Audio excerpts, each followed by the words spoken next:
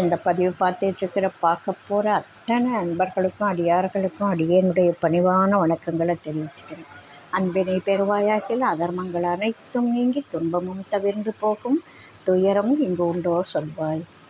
இந்த பதிவில் நம்ம பார்க்க போகிறது அதே மாதிரி திருப்பள்ளி எழுச்சி பாடலில் அடுத்த பாடல் பார்க்க போகிறோம். அகரவரிசை பாடலாக இருக்கிறதுனால ஏ அப்படின்ற எழுத்தை கொண்டு தொடங்கக்கூடிய பாடலை பார்க்க போகிறோம். இந்த பாடலும் மிக இனிமையான கருத்தாழமிக்க பாடல்கள் பார்க்கலாம். எண்ணமும் சொற்களும் செய்கையும் தூய்மை எய்தியே திகழுதல் வேண்டுமென்றினிதே, புண்ணியம் மிக்க மெய் அன்பரை தேடி புனித நன்மொழிகளால் அருள் நெறி உரைக்கும் திண்ணிய மோனியே ஞானியே பொழுதும் திவ்யமாய் புலர்ந்தது, வினைகிருள் நீங்க உள்நெகிழ் உணர்வினால் உண்மையை உணர உவந்தருள பள்ளி எழுந்தருளையே. இந்த பாடல் மிக அருமையான ஆழமிக்க பாடல்கள். முதல்ல சுத்தம் எங்கே வரணும், தூய்மை எங்கே வரணும் அப்படின்னா, சுத்தம் சுகம் தரும். எல்லாருக்கும் தெரிஞ்ச உண்மை. சுத்தம் சோறு போடும், சுத்தம் சுகம் தரும் அப்படின்னு சொல்லுவாங்க. அந்த சுத்தத்துக்குன்னு ஒரு தனியான மரியாதை இருக்குது. சுத்தமாக இருக்கிற இடத்துல லக்ஷ்மி வாசம் இருக்கும். எங்கேயா இருந்தாலும் சரி, சுத்தமாக இருக்கிற இடத்துல லக்ஷ்மி வாசம் இருக்கும், செல்வ செழிப்பு இருக்கும். அதுபோல் சுத்தமான மனசு இருக்கணும், எண்ணம் சுத்தமாக இருக்கணும். அங்கே எங்கே உற்பத்தி ஸ்தானமோ அங்கே சுத்தம் இருக்கணும். எண்ணங்கள் எங்கே உதயமாகுதோ அந்த இடத்துல எண்ணங்களே சுத்தமாக இருக்கணும். இந்த எண்ணங்களை வெளிப்படுத்தக்கூடிய இடம்தான் சொற்கள். மனசில் இருக்கிறது தான் வாயில் வரணும் இல்லையா? அதனால் எண்ணமும் சொற்களும், இப்போ எண்ணத்தை சுத்தப்படுத்தி சொற்களை தூய்மைப்படுத்திட்டா அடுத்தது என்ன வரும்? முதல்ல எண்ணமாக இருந்தது சொல்லாக மாறிச்சு, செய்கையாக மாறும். நம்ம மனசில் ஒருத்தர் அடிக்கணும் அப்படின்னு தோணும் பொழுது, நம்ம மனசு தோணும் பொழுது சொற்கள் கோபமாக வரும். அப்போது செயலாக அடிக்கும். அன்பு காரணமாக அதே எங்கே இந்த எண்ணங்கள் கோபங்கள் எங்கே தோன்றுதோ அதே இடத்துல தான் அன்பும் தோன்றுது. ரெண்டும் ஒரே இடத்துல தோன்றக்கூடியது. அதே மனசு அங்கே என்ன செய்யுது? அருள் சுரக்குது, அன்பு சுரக்குது. அப்போ நம்முடைய சொற்கள் எப்படி இருக்கும்? இனிமையாக இருக்கும். ஒருத்தரை நம்ம திட்ட வேண்டான்னு நினச்சி அவங்களுக்கு கருணையோட பார்வை பார்க்கும் பொழுது அவங்கள்ட்ட நம்ம பேச்சு இனிமையாக இருக்கும். கோபம் இருக்கிற இடத்துல வன் சொற்கள் வரும். கோபத்தோட விளைவு வன் சொற்கள். அந்த செயல்களும் அதே மாதிரி வன் செயலாக இருக்கும். இப்போ அருள் சார்ந்து பேசும் பொழுது, எண்ணத்தில் தூய்மை இருக்கும் பொழுது, அன்பு தயை கருணை அதெல்லாம் இருக்கும் பொழுது சொற்கள் நிச்சயமாக இன்சொல்லாகத்தான் வரும். அந்த இன்சொல் வரும்பொழுது, இன்சொல் பேசுகிறவங்க செய்கிறது அனைத்தும் அது சார்ந்து இனிமையான செயல்கள் தான் இருக்கும். ஒருத்தர் கஷ்டப்படுறாங்க அப்படின்னு மனசில் நாம் நினச்சா, ஏமா உனக்கு இந்த கஷ்டம் வேண்டாம், இதை பண்ணாத இதை பண்ணுன்னு நம்ம சொல்லுவோம். அடுத்தது ஏதாவது அவங்களுக்கு உதவி செய்யணும் அப்படின்னு தோணும். ஒருத்தர் விழுந்துட்டாங்க, ஒரு சின்ன உதவி தான், ரொம்ப சின்ன உதவி. பாதையில் போயிட்டே இருக்காங்க, தடிக்கு ஒருத்தர் விழுந்துட்டாங்க, இன்னொருத்தர் ஓடி வந்து தூக்கி விடுறாங்க. அது எங்கே உற்பத்தியாச்சு? தூக்கி விடுறது செயல், ஓடி வந்து தூக்கி விட்டது செயல். அவங்களுக்கு எண்ணத்தில் உற்பத்தி ஆச்சு. ஐயோ விழுத்துட்டாங்களே, நம்மளால் ஆன உதவியை செய்வோம் அப்படின்னு சொல்லி தூக்கி விடுறாங்க. அப்போ எண்ணத்தில் உற்பத்தியாகுது. எது உற்பத்தியாகுது? அவங்களுக்கு நம்ம உதவி செய்யணும் அப்படின்றது எண்ணத்தில் உற்பத்தி ஆகுது. இந்த வர ஒன்றும் கஷ்டப்படாதீங்க, எங்கேயாவது வலிக்குதா, ஏதாவது பிரச்சனையா, ஏதாவது ஹாஸ்பிட்டலுக்கு போகலாமா அப்படின்னு கேட்குறாங்க. அப்போது முதல்ல எண்ணம், ரெண்டாவது சொல், மூணாவது அது செயலாக மாறுகிறது. இந்த எல்லாத்தையும் தூய்மைப்படுத்தணும். அப்போ தான் ஒன்று தூய்மையானா எல்லாமே தூய்மையாயிடும். எண்ணமும் சொற்களும் செய்கையும் தூய்மை எய்தியே திகழுதல் வேண்டுமென்று. இது மூணுலையும் அந்த தூய்மை இருக்கணும், திகழணும் அப்படின்னு சொல்லி இனிதே இனிமையாக புண்ணியம் மிக்க மெய் அன்பரை தேடி. ஒருத்தட்ட நம்ம நல்ல உபதேசங்கள் பண்ணணும் அப்படின்னா, ஒருத்தர் அராஜகமாக பண்ணிகிட்ருக்காங்க, அவங்கள்ட்ட போய் உட்காந்து நம்ம உபதேசம் பண்ணால் அவங்களுக்கு ஏறுமா? தன்னலை மறந்து குற்றத்தில் இருக்காங்க, கோபத்தில் இருக்காங்க, அவங்கள்ட்ட போய் உபதேசம் பண்ணால் ஏறுமா? அது கலர் நிலம், அதாவது அங்கே பாறை போன்ற பாலை நிலம், அதில் விதை முளைக்காது. அதே போல் ஈரம் இருக்கிற மனசில் தான் வித்துக்கள் முளைக்கும். அது மாதிரி தூய்மை இருக்கணும். தூய்மையும் ஈரமும் இருக்கிற மனசில் தான் வித்துக்கள் முளைக்கும். அந்த மாதிரி அது எதனால் அந்த தூய்மையும் ஈரமும் வருதுன்னா, வினைப்பயன் நல்வினை காரணமாக. இங்கே அது ஒட்டிக்குது பாருங்க. நல்வினை காரணமாக அவங்கள்ட்ட புண்ணியம் மிக்க மெய் அன்பர். பல பிறவிகள் நாம் எடுப்போம், ஆனால் எல்லாருக்கும் நற்செயல் மீது நாட்டம் வராது. உலகத்தில் இருக்கிற எல்லாரும் கோவிலுக்கு போயிடுறதில்லை. கோவிலுக்கு போனால் அத்தனை பேரும் வணங்கிடுறதில்லை. வணங்குற அத்தனை பேரும் மனமொன்றி இருக்கிறதில்லை. மனமொன்றி இருக்கிற அத்தனை பேரும் இறைவனை முழுமையாக மெய்ப்பொருளை புரிஞ்சிக்கிறதில்லை. தேவைக்காக வணங்குவாங்க. உண்மையான நிஜ காரணத்தோட இறைவனை மனசுக்குள்ளே குடி வைக்க எல்லாராலையும் முடியறதில்லை. அப்படி வச்ச அத்தனை பேரும் முத்திக்கு போயிடுவாங்க. ஏதோ ஒரு திரைப்பட பாடலில் அந்த சந்திரபாபுன்னு ஒருத்தர் பாடுவார். வெற்றி பெற்ற மனிதர் எல்லாம் புத்திசாலி இல்லை அப்படின்ற படத்தில் பருவம் வந்த எல்லாருமே காதலிக்கிறதில்ல, காதலித்த எல்லாருமே கல்யாணம் பண்ணிக்கிறதில்ல, கல்யாணம் பண்ணிட்ட எல்லாருமே சேர்ந்து வாழறதில்ல, சேர்ந்து வாழற எல்லாருமே சேர்ந்து போகிறதில்லை அப்படின்னு சொல்லுவார். அதே மாதிரி ஒரு செடியில் ஒரு மலர் பூக்குது அப்படின்னா, ஒரு செடியில் இப்போ ஒரு மல்லிகை மலர், ஏதோ ஒரு மலர், மாமரத்தில் பூ எடுத்துருக்கு, கொத்து கொத்தாக இருக்குது. அத்தனை பூ கொத்து இருக்கும், அத்தனையும் பிஞ்சாகுமா? பிஞ்சில் கீழே விழாமல் காயாகுமா? காயில் வழியில் பறிக்கப்படாமல் கனியாகுமா? கனியில் ஓட்டை சொத்தை இல்லாமல் விதைக்கக்கூடிய விட்டு முளைக்கும் தன்மையோடு இருக்குமா அப்படின்னு கேட்டால், எல்லாமே பூத்தது அத்தனையும் காயாகிறதில்ல, காயான எல்லாம் பிஞ்சாகிறதில்ல, பிஞ்சான எல்லாமே காயாகிறதில்ல, காயான எல்லாருமே கனியாகிறதில்லை. அதுபோல் கோவிலுக்கு போகிற எல்லாருமே இறைவனை அடைய முடியாது. அதுக்குரிய பக்குவம், அந்த பக்குவப்பட்ட மனம் இருக்கணும். அதுக்கு எது உதவி செய்து பாருங்க? புண்ணியம். அந்த புண்ணியம் இல்லையானால் இன்னையிலேருந்து நம்ம ஆரம்பித்தா கூட அந்த புண்ணியத்தை நம்மளால் அடைய முடியும் இறை கருணையினால். நம்முடைய பழசு எல்லாத்தையும் பரிபூரணமாக சரண்டர் பண்ணிடணும். அப்படி சரண்டர் பண்ணுறப்போ இறைவன் நமக்காக கருணை செய்து நமக்கு எல்லாத்தையும் கொடுப்பார். சரண்டர் பண்ணாதவங்க கிட்டே எதுவும் கிடைக்க முடியாது. ஆனால் அந்த சரண்டர் பண்ணுற மனசு எதனால் வரும் அப்படின்னா, புண்ணியம். அருணகிரிநாதர் அவ்வளோ வேடிக்கையான வாழ்க்கையை வாழ்ந்தார்.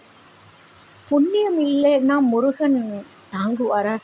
அந்த முருகான்ற சொல் அவரை எவ்வளவு தாங்கி பிடிச்சி எப்படி மாற்றிடுது. இதெல்லாம் ஒரு உதாரணம். கண்ணப்ப நாயனார் அது மாதிரி ஒரு அன்பை இதுவரைக்கும் உதாரணத்துக்கு சொல்கிறதுக்கு கூட இன்னொருத்தர் கிடைக்கல. கண்ணப்ப நாயனாருடைய அன்பும் அந்த நேசமும் இறை பக்தியும் எல்லாருக்கும் இருக்கா? அங்கேயே பூஜை பண்ண அந்த அவருக்கே கிடைக்கலையே. அதுபோல் எல்லாருக்கும் ஒரே நிலையில் கிடைக்கிறதில்ல. யாருக்கு கிடைக்கும்னா புண்ணிய ஆத்மாவுக்கு கிடைக்கும். அந்த புண்ணியம் எங்கே இருக்கும்னா, நாம் நல்ல மனசோட நல்ல காரியங்களை செய்து நன்மையால் நமக்கு புண்ணிய பலன் நிறைய இருந்தால் இன்றைக்கி அது நமக்கு உதவியாக இருக்கும். அந்த புண்ணியம் மிக்க மெய் அன்பரை தேடி, அதாவது அந்த புண்ணியம்ன்றது மனசை பக்குவப்படுத்துறதுக்கு உதவுது. அந்த பக்குவப்பட்ட ஆன்மாக்களை ஆண்டவர் தேடுறார். அவர் கண்டுபிடிச்சிடுறார். அவருக்கு எங்கே இருக்கும், எப்போ பக்குவப்பட்டாங்க, அதான் அவருக்கு தெரியும். அதனால் என்ன செய்கிறாரு, இப்போது ரெட்டியப்பட்டி சுவாமிகள் இதை செய்தார் இல்லையா. ஒரு கிராமத்துக்கு போகிறது ஆதிசங்கரர் கதையில், மகா ஞானிகள் கதையில், எல்லார் கதையிலையும் வாழ்க்கை வரலாறுல இருக்கும். ஒரு ஊருக்கு கிளம்பி போவாங்க.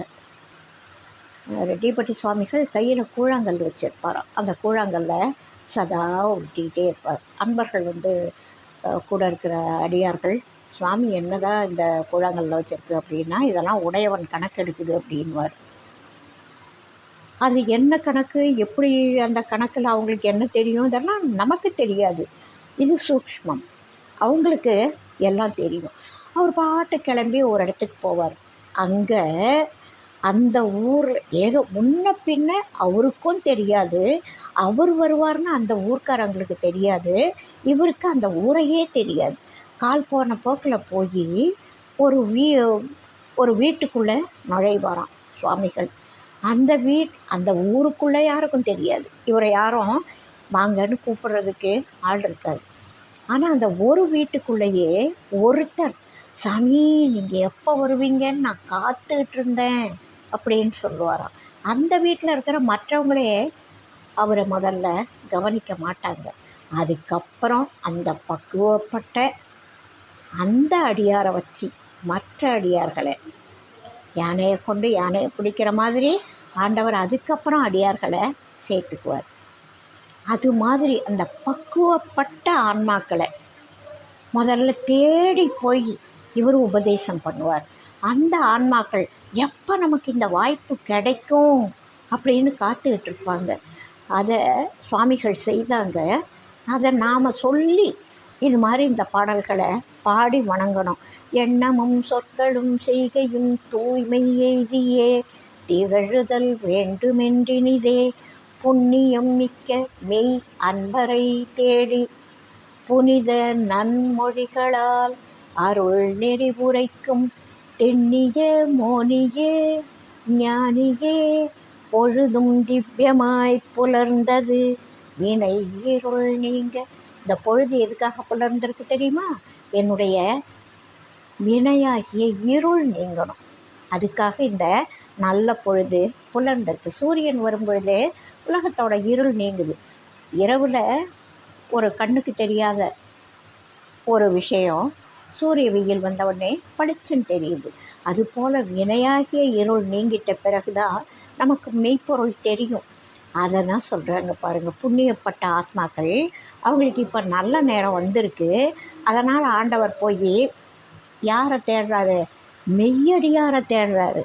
எப்படிப்பட்ட மெய்யடியார்? புண்ணியம் மிக்க மெய் அன்பரை தேடிட்டு போனார்ல, போய் என்ன பண்ணுறாரு? புனித நன்மொழிகளால். இப்போது நீர்னா சாதா நீர், புனித நீர் அப்படின்னா அது அதோட பலன்களை கொடுத்தே தீரும். இப்போ இங்கேருந்து திருச்செந்தூருக்கு போகிறாங்க, ராமேஸ்வரம் போகிறாங்க, எதுக்கு? இந்த தீர்த்த மகிமை. இங்கேருந்து கங்கையில் போகிறாங்க, எதுக்கு? தீர்த்த மகிமை. எப்படியாவது கொஞ்சமாவது நம்முடைய பாவம் குறையாதா அப்படின்னு மக்கள் தேடி தேடி போகிறாங்க இல்லையா? அது தீர்த்த மகிமை. தீர்த்த மகிமை, தல மகிமை, இறைவனுடைய கீர்த்தி மகிமை எல்லாம் இருக்குது. அதுபோல் இந்த தீர்த்தத்துக்குன்னு ஒன்று இருக்குது. அந்த புண்ணியம் மிக்க மெய் அன்பரை தேடி புனித நன்மொழிகள். இவர் சொல்கிற வார்த்தை, டே தம்பி நீ ஒன்றும் கவலைப்படாத, நல்லா வந்துடலாம், படி. அது நன்மொழி. ஆனால் இவர் பண்ணுற உபதேசம் அருள் காரணமாக அந்த ஆன்மா கடைத்தேற வேண்டும், முத்தி அடைய வேண்டும் அப்படின்றதுக்காக பண்ணக்கூடிய உபதேசங்கள் புனித நன்மொழி. இப்போ ஒரு நல்வழி, மூதுரை, மற்ற நீதி நூல்கள் எல்லாமே என்ன சொல்லுது? ஒரு நீதியை சொல்லுது, இதை பண்ணாத அப்படின்னு சொல்லுது. அது நீதி, உபதேசம், நல்ல வார்த்தைகள். ஆனால் புனித நன்மொழி சொல்கிறக்கூடியவர் நம்ம ஆண்டவர் புனித நன்மொழிகளால் அருள் நெறி உரைக்கும். சொல்கிற வார்த்தைகள் புனித வார்த்தைகள், சொன்ன நெறி அருள் நெறி உரைக்கும். திண்ணிய மோனியே ஞானியே பொழுதும் திவ்யமாய் புலர்ந்தது வினை இருள் நீங்க உள்நெகிழ் உணர்வினால் உள்ள நெகிழ்ச்சி ஏற்படும். அதுதான் ஒட்ட வைக்கும் இறைவனையும் நம்மையும். வெளியில் சரியைகள் ஆரம்பம், கொஞ்சம் கொஞ்சமாக நம்ம கிட்ட போயிடணும். அப்போ உள்ள அந்த அனலிடை மெழுகாக உருகிறதுன்னு சொல்லுவாங்க. அந்த உள்ளம் நெகிழ்ந்து உருகி சொல்கிறப்போ அந்த உள்நெகிழ் உணர்வினால் உண்மையை உணர, நான் உண்மையை உணரணும். அது எப்படி ஏற்படும்? அந்த உண்மை எனக்கு எப்போ புரியும்னா, உள்நெகிழ் உணர்வினால் இறைவன் நமக்கு கொடுத்துருக்கிறதையெல்லாம் நம்ம நினச்சி பார்த்தாலுமே, அப்பா இவ்வளவு கொடுத்துருக்கார் ஆண்டவர், இவ்வளவு நமக்காக கொடுத்துருக்கார், இவ்வளவு இதையெல்லாம் நமக்கு கொடுத்துருக்கார். எது கொடுக்கலையோ அதை ஜூம் பண்ணுறது தான் நம்ம சராசரி மனசு. எதெல்லாம் கொடுத்துருக்காருன்னு பார்க்கறது, அதுதான் உண்மையான மனசு. ஒரு திரைப்படத்தில் ஒரு டைலாக் சொல்லுவாங்க, ஒன்று நமக்கு கிடைச்சிருந்தா அது நன்மைக்காக, ஒன்று கிடைக்கலன்னா அதை விட இன்னும் பெரிய நன்மைக்காக நமக்கு கிடைக்கல அப்படின்வாங்க. அந்த பக்குவம், அது சினிமா டைலாக், அழகுக்காக சொல்லப்பட்ட டைலாகாக எடுத்துக்காமல் அது வாழ்க்கைக்கு. அதுதான் வந்ததை ஒப்புக்கொள்வாய் மனமே, வந்ததை ஒப்புக்கொள்வாய், வந்ததுவே சிவன் தந்தது என்று அறிந்து சிந்தை தெளிந்து சிந்தை மகிழ்ந்து தேறி தெளிந்து வந்ததை ஒப்புக்கொள்வாய்னு சுவாமிகள் ஒரு அருட்பாடலில் பாடுவார். அதுபோல் நம்ம கொடுத்ததையெல்லாம் நினச்சி நன்றி சொன்னாலுமே நமக்கு உள்ளத்தில் நெகிழ்ச்சி தானே வரும். நம்ம உடம்பையே எடுத்துக்கோங்க, அப்பப்பா நம்மளை கேட்டால் சுவாச காற்று உள்ளே போய் ஆக்சிஜனாக போகுது, கார்பன் டை ஆக்சைடாக வெளியில் வருது. நம்மளை கேட்டால் கார்பன் டை ஆக்சைடை தாவரங்கள் சுவாசிக்குது, நாம் கேட்டால் நமக்காக அந்த ஆக்சிஜனை வெளியில் விடுது. நம்ம இதயம் வேலை செய்கிற முறையெல்லாம் நாம் வச்சோம் இல்லையே. அப்பா ஒரு கெட்டிக்காரத்தனங்கள் ஏது அப்படின்ற ஒரு பாடலில் இதையெல்லாம் ரொம்ப அருமையாக சொல்லுவார் சுவாமிகள். அதுபோல் இதையெல்லாம் நாம் நினச்சி இந்த மூக்கு ஓட்டை, இந்த கண், இந்த காது, இந்த நம்மளோட உடம்பு, நமக்கு மூளை, தலையிலேருந்து கால் வரைக்கும் அத்தனையும் பார்த்து பண்ணியிருக்காரு. எதை எப்படி பண்ணணும்னு கடவுள் மாதிரி ஒரு மிகப்பெரிய கொடையாளி யாருமே கிடையாது. ஆனால் அவர் கொடுத்த கொடையினுடைய அருமை நமக்கு தெரியல அப்படின்றது தான் நம்முடைய குற்றம். அது மாதிரி உள்நெகிழ் உணர்வு எதனால் வரும்னா, இதையெல்லாம் நினச்சி பார்த்தா தன்னால் உள்நெகிழ் உணர்வு ஏற்படும். உண்மையை உணர, இதனால் நம்ம உண்மை பொருளை உணர முடியும். இதையெல்லாம் செய்கிறதுக்கு உவந்து அருளை நீ இஷ்டப்பட்டாதான் இதெல்லாம் கிடைக்கும். அயனும் மாலும் தேடினாங்க, கிடைக்கல. ஆனால் இவர் நான் காமிக்கிறேன்னு வந்தால் அடியார்களுக்கு சிக்கிடுவாங்க. அடியார்களுக்கு இறைவன் தன்னுடைய திருவடியை காமிப்பார். அன்பு காரணமாக, அவங்களுடைய அன்பு காரணமாக அவர் தன்னுடைய திருவடிகளை தானே காமிச்சா மட்டும்தான் நமக்கு கிடைக்கும். அவர் அருள் நமக்கு கிடைக்கணும்னா அவர் நினைக்கணும். நாம் மட்டுமே, நம்ம கேட்கறது நம்மோட கடமை. அவர் கொடுக்கணும்னு எப்போ நினைக்கிறாரோ அதை நிச்சயமாக கொடுப்பார். ஆனால் அவருக்கு கொஞ்சமாக கொடுக்க தெரியாது, எதை கொடுத்தாலும் நிறைய கொடுப்பார் இறைவன். அதுபோல் உள்நெகிழ் உணர்வினால் உண்மையை உணர உவந்து அருள பள்ளி எழுந்தருளாயே. நீயே அருளணும். அப்படி அருள்றதுக்கு என்னுடைய மனசில் நீ பள்ளி எழுந்தருளணும் அப்படின்னு கேட்கக்கூடிய இந்த பாடல் மிகச்சிறப்பான பாடல். இதை எல்லாரும் தினம் பாடி பார்க்கணும் அப்படின்னு சொல்லி விருப்பத்தை தெரிவிச்சுட்டு இந்த பதிவை நிறைவு செய்கிறோம். உங்களுக்கு இந்த நல்ல விஷயங்கள் பிடிச்சிருக்குன்னு முதல்ல பண்ணாதவங்க சப்ஸ்கிரைப் பண்ணுங்கள், லைக் பண்ணுங்கள், ஷேர் பண்ணுங்கள். உங்களோட கனிவான கருத்துக்களை எனக்கு சொல்லுங்கள். வாழ்க வளமுடன். வாழி எந்நாளும் மென்மை வாழ்க நல்லறங்கள் எல்லாம் வாழிய பெரியோர் நாமம் வாழியே வாழி வாழ்க வளமுடன்.